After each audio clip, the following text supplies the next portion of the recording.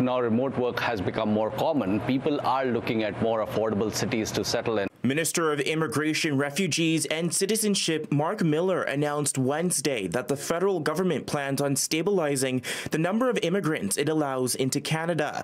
The government has a target of 485,000 permanent residents in 2024 and 500,000 in 2025, with levels remaining the same in 2026 instead of increasing. Immigrants are filling in a lot of the gaps that we see in different sectors in terms of employment. The federal government's move comes as polling from the Environics Institute shows that 44% of respondents to that poll believe there is too much immigration in Canada.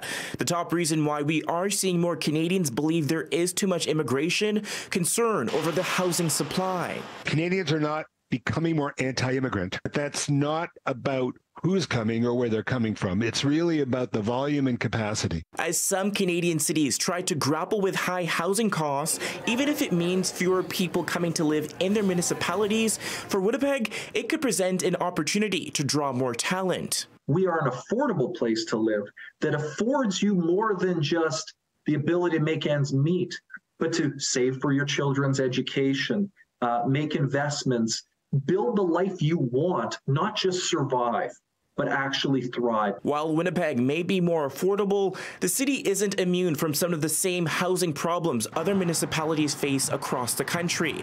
Data from the Canada Mortgage and Housing Corporation estimates by 2030, Manitoba will have a housing gap of 260,000 units.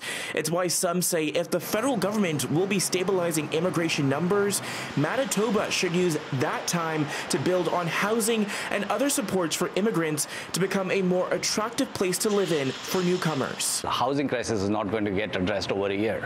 So there has to be some sort of thinking in terms of planning of how we are going to build and address the gaps in the housing market. What kind of social supports, what kind of education, what kind of health care, what is going to be the impact on our infrastructure, transportation.